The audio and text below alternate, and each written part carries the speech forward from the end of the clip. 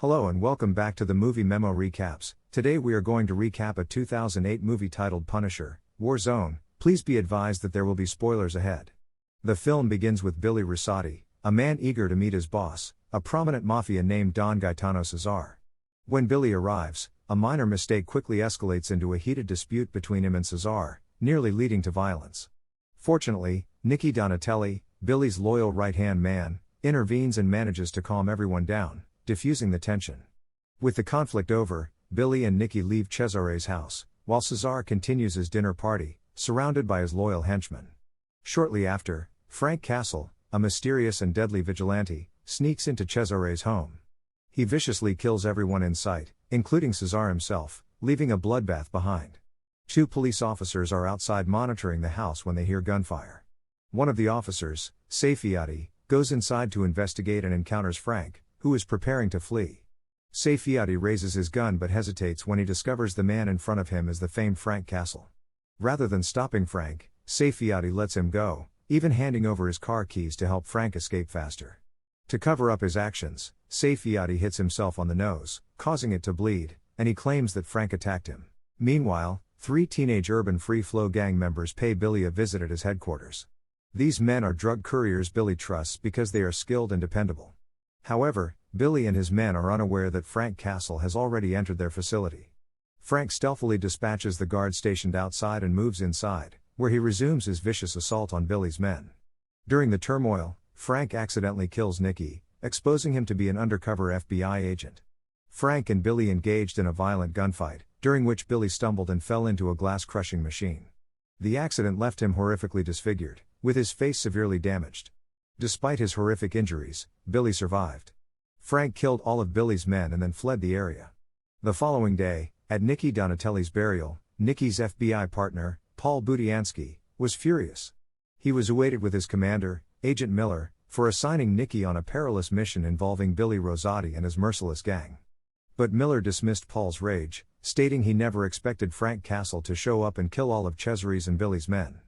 Paul then addressed Angela, Nicky's distraught wife, and made a solemn commitment. He would apprehend Frank Castle, the man responsible for Nicky's death. Meanwhile, Frank was at the burial, watching from a distance. He took a minute to visit his family's graves nearby, engrossed in bitter memories of the brutal carnage that had claimed their lives. The heartache continued to afflict him, fueling his unwavering desire for vengeance. Later, Paul visited the local police station, where he questioned the police force's inadequate efforts to apprehend Frank Castle. Frank, also known as the Punisher, had been working as a vigilante for 4 years without being apprehended by the authorities. The meeting devolved into a furious argument until a police officer named Seifiati suggested Paul speak with Martin Soap, a fellow cop who had been investigating Frank for a long time. Martin informed Paul that Frank used to be a special forces operative. The mafia's murders of his wife and children completely upended his life. Since then, Frank had become the Punisher, determined to bring his brand of retribution to those who had devastated his life. Following the loss of his family, Frank committed his life to combating crime in accordance with his principles. Knowing that not all criminals receive appropriate punishment, he refused to obey the law. In his eyes, it was up to him to ensure justice was done, even if it meant taking matters into his hands. Meanwhile, Frank confided in one of his cronies, a man known as Microchip. Frank admitted that he accidentally killed an innocent FBI agent. The guilt weighed heavily on him, especially after knowing that the man had a loving wife and child. Frank could completely connect to their suffering because he had experienced the same type of loss. Microchip, a talented informant and weapons supplier, sought to console Frank as he supplied the items he required. But Frank, overcome with sorrow, urged Microchip to leave him alone. Meanwhile, Billy learned some disturbing news from his soldiers. They realized that Nicky Donatelli was an undercover FBI agent. In addition, they revealed that Nicky had stolen all of their money. Pitsy, one of Billy's men, indicated that he was convinced that the money was at Nicky's residence. Just then, a doctor entered to remove the bandages from Billy's face. But when the doctor saw the depth of the damage, he couldn't help but be horrified. Billy's visage had grown even more grotesque, so scary that one of his minions, Ink, vomited. Pitsy swiftly hauled Ink outside and chastised him for his disrespect. When they returned to the room, they discovered that Billy had killed the doctor in a fit of wrath for failing to heal his face. Before leaving, Billy explained his plan to Ink and Pitsy. Billy vowed to recover his money and, above all, to locate and eliminate Frank Castle. With a menacing glint in his eye, Billy outlined his strategy, ensuring that Ink and Pitsy understood the gravity of their mission. Billy's younger brother, Jim, is undergoing detention in a dreary treatment room in a mental hospital. Jim, a violent psychopath and murderer, requires rigorous constraints to stay under control. A male nurse abuses Jim severely, speaking to him aggressively and carelessly. Suddenly, Billy and his men barge into the room, releasing Jim from his bonds. Jim is astounded when he sees Billy's dramatically transformed expression. Instead of being scared, he believes his brother looks magnificent, more terrifying and menacing than ever. Upon his release, Jim immediately seeks revenge on the nurse, subjecting him to severe torment before executing him in a horrific and gruesome manner. Later, the four of them travel to a motel. There, Billy sees his reflection in the mirror. He is visibly horrified and heartbroken at the sight of his damaged face. Seeing his brother's grief, Jim tries to console him, saying that they will find Frank and hold him accountable. Jim destroys all of the mirrors in the room in an attempt to make Billy feel better. That evening, Frank visits Nikki's residence to see Angela. He wants to apologize for killing Nikki, so he brings a large sum of money as a token of contrition. However, Angela, still heartbroken and enraged, pulls a gun and aims it at Frank, forcing him to leave her home. Meanwhile, Billy and his men meet with a strong drug lord named Cristo. During the meeting, one of Cristo's men mocks Billy's scarred face, causing Billy to become enraged and kill the man right away. The situation almost evolved into a full-fledged battle, but Cristo intervened and managed to calm everyone down. He apologizes to Billy, and they ultimately agree to proceed with a scheduled deal at the port. The next day, Frank meets with Microchip at his home and explains that he is ready to retire as the Punisher and leave the city permanently. However, Microchip has some disturbing news. Billy Rosati is still alive and wants to exact revenge on Nikki's family. Hearing this, Frank reconsiders his retirement plans. He is now more determined than ever to defeat Billy and his crew. Frank collaborates with Microchip and a man named Carlos to devise a scheme.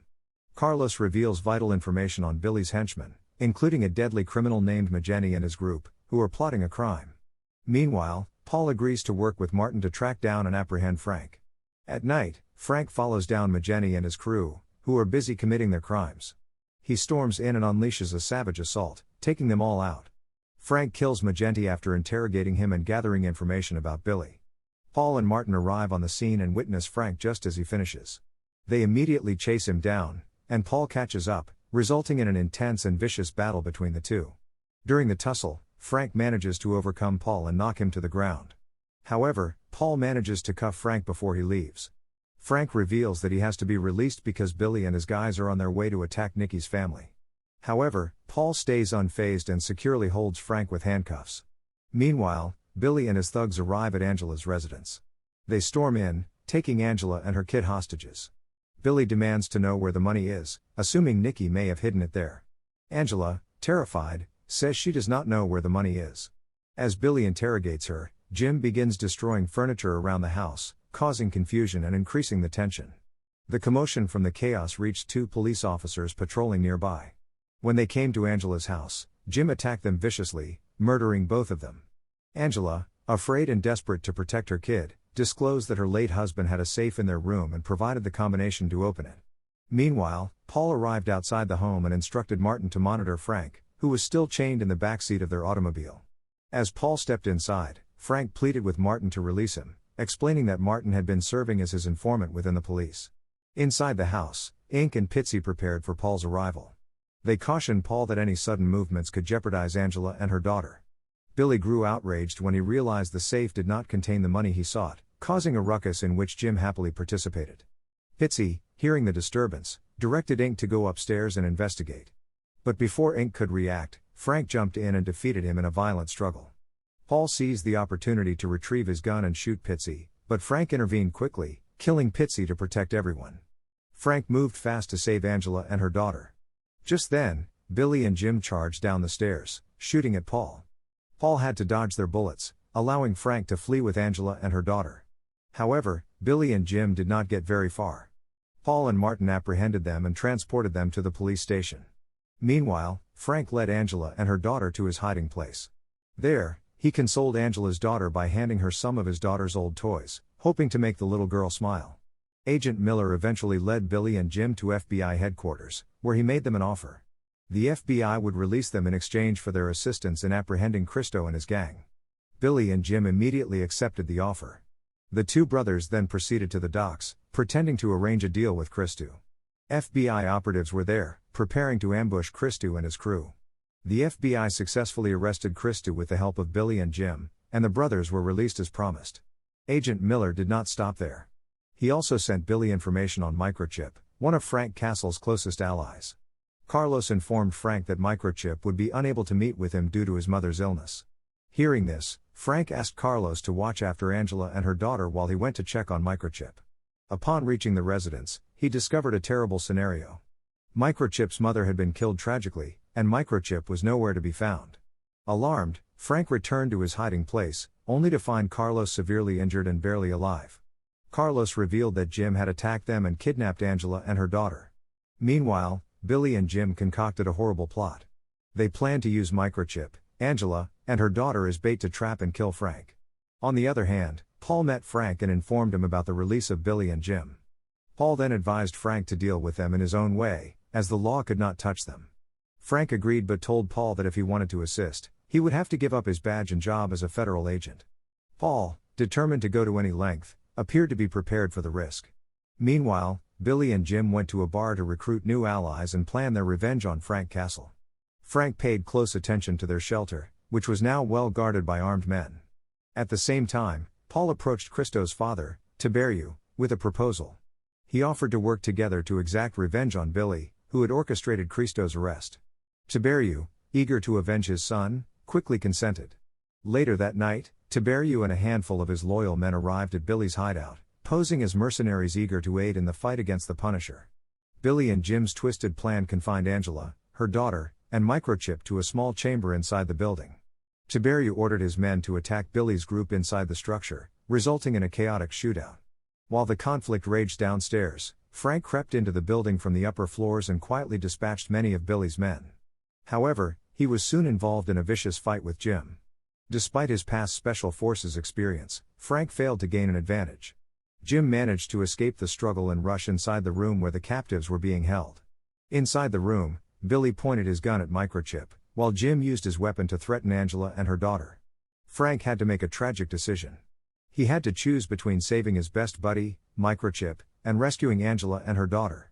He took the difficult decision to save Angela and her daughter, even though it meant losing his closest friend. Billy shot and killed Microchip, and Frank, enraged, turned his attention to Jim. He murdered Jim and then faced Billy, fueled by rage. Frank brutally beat Billy, ensuring his protracted and painful death. After defeating Billy and his crew, Frank rescued Angela and her daughter. Knowing the police were on their way, Paul persuaded Frank to leave as soon as possible. Angela, grateful and forgiving, hugged Frank and told him she had forgiven him for what had occurred. As Frank and Martin departed the site, Martin attempted to persuade Frank to give up his life as a vigilante, implying that once all of the criminals were gone, he would be at peace. But Martin changed his mind in an instant when a mugger attempted to rob him. Before the mugger could do any harm, Frank quickly intervened and handled the situation in his normal Punisher style, demonstrating that his fight was far from finished. Thanks for watching. If you are new, don't forget to subscribe for more of these recaps. Until next time, have a nice day.